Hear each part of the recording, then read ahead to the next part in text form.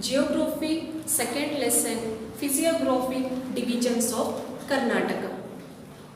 So in previous year video, you studied about greatness and rich heritage of Karnataka, its geographical location and extent, about its size, population and about neighboring states.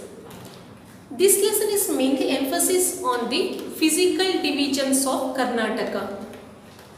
Here we are going to study features of each divisions one by one.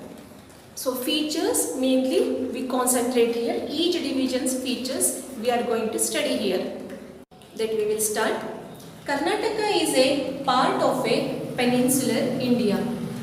It has a diverse relief feature. So as you know, the North India consists of vast plain. So when you moving towards south, you see the land is undulating. Undulating means here you see more ups and downs in the landform in the southern part of India. So the average height of the land is 450 to 1500 meter from the sea level. This is average height. Maybe somewhere it may be more than that one, somewhere it may be less than that one. This is average height. So the land consists mountain ranges, hills, valleys, gorges and even some more. On the structure of the land, Karnataka can be divided into three divisions. On the structure and the relief, we divide Karnataka into three divisions. That is, one is coastal region, that is coastal plain. The second one is Malnad region and the third one is Maidan region. So we will discuss one by one. First we will take the coastal plain. So coastal plain, when Karnataka was reorganized on linguistic basis, it acquired some coastal parts. So see, you can see the three divisions here. This is the coastal division, coastal plain. So this area comprises, the total coastal part comprises three districts: Uttara Kannada, Udupi and Dakshina Kannada. This is a land in between Arabian Sea and the Malnad region. Arabian Sea and the Malnad region. So the length of the coastal line is 320 kilometers.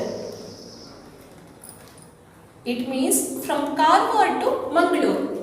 Karwar in Uttara Kannada and Mangalore in Dakshina Kannada, the total length of the coastal plain is 320 kilometers. The width is 12 to 64 kilometers. It means you can observe here in the south it is broad. As you moving towards north it becomes narrower. So the width varies from 12 to 64 kilometers. The average height of the coastal plain from the sea level is 200 meters. This is average height. Next, we will discuss about important ports, beaches and islands. So the important ports found along with the coast are Karwar, Kumta, Honavar, Bhatkal, Mangalore. So these are the important ports we find along with the coast. The important beaches, otherwise beautiful beaches found in this region are Ullal, Palambur, Someshwara near Mangalore, Malpe beach near Udupi, Karwar beach, Maravante and Murdeshwar. So these are the beautiful beaches. Even some more we found, but these are the famous and beautiful beaches. Next, we will discuss about islands. So some islands we find near the coast. The famous one, St. Mary's Island near Malpe. Near Malpe beach we find St. Mary's Island. Anja near Karwar. Even some more are there, Kanjiguda, Devgarh. So even some other small islands also find in this area. So the famous one is St. Mary's Island. So the next one is about occupation. Because the land, otherwise the region consists coastal area, so that way obviously fishing is the main occupation in this region. Along with the fishing, agriculture is another occupation. So important crops grown in this area are coconut, areca nut, cardamom, cashew and paddy. So these are the important crops grown in this area, and government earns lot of income from the fishing business. Most of the population occupied fishing business as their daily occupation. So this is about coastal plain. So next we will move on to our next region, that is Malnad region. So the next part is, this is the Malnad region. So Malnad region, this is a land in between the coastal plain and the eastern plain. It runs parallelly to the coastal plain. Both coastal plain and Malnad region runs parallelly here. This is one of the beautiful region among these three because of Western Ghats. This Malnad region is also called as land of hills, otherwise Western Ghat region, otherwise Sahyadri range region, like this. Because of the Western Ghats and because of the rich flora and fauna, so this is one of the beautiful region among these three. Then we will know the other content. The length of the Malnad region is about 650 km.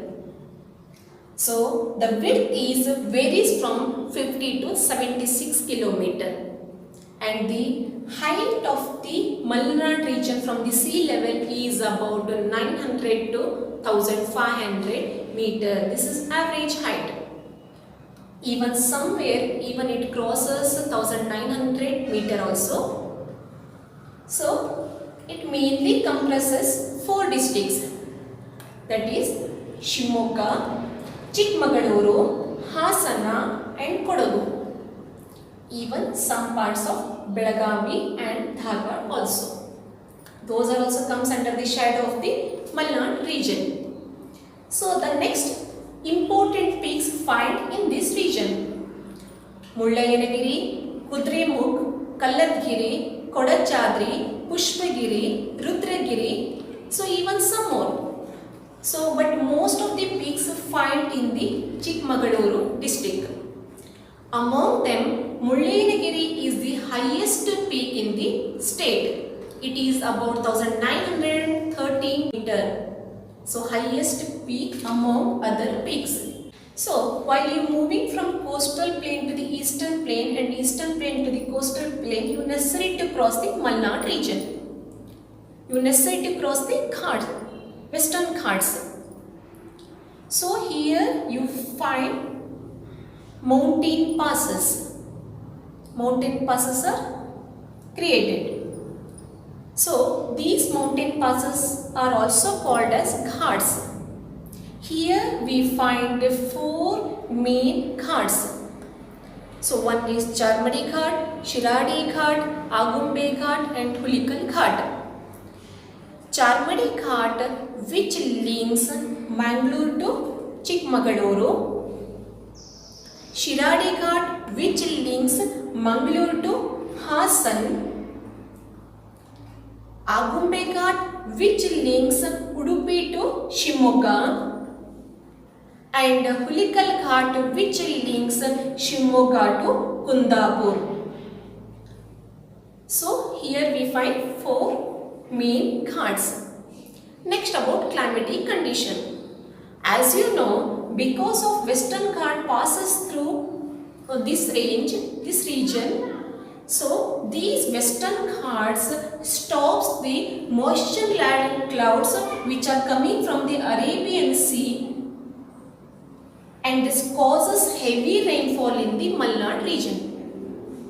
These ranges will not allow the clouds to pass away. It holds the clouds and causes heavy rainfall in the Malnad region.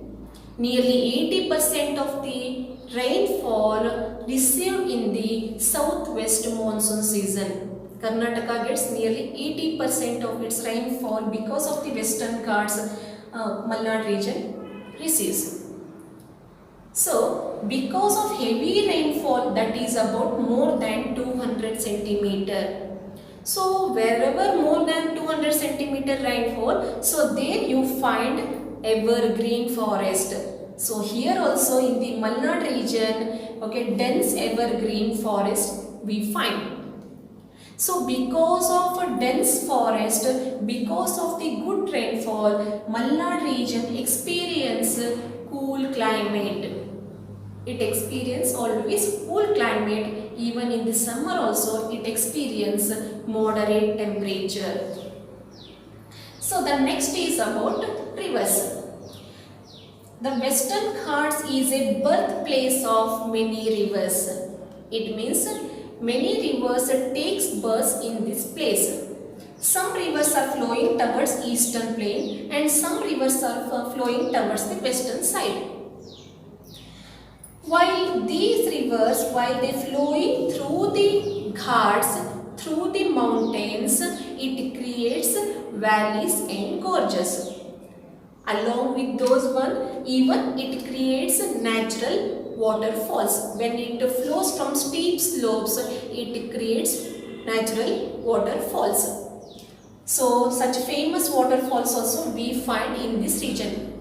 Important waterfalls found in this region are Jog Falls, Abbe Falls, Magod Falls, Unchalli Falls and even some more. Beautiful waterfalls we find in this region. Next is about occupation. The main occupation of this region is agriculture because the area receives, the region receives good rainfall, so that why it supports agriculture. So what are the crops grown in this area? So here we find mainly tea, coffee, rubber plantations, spice plantations and paddy. Malnad region is identified as a biodiversity zone. Because of its rich flora and fauna, it is identified as a biodiversity zone, and government took all the necessary steps in order to protect this region. So this is about the Malnad region. Next we will move on to our next region, that is Maidan region.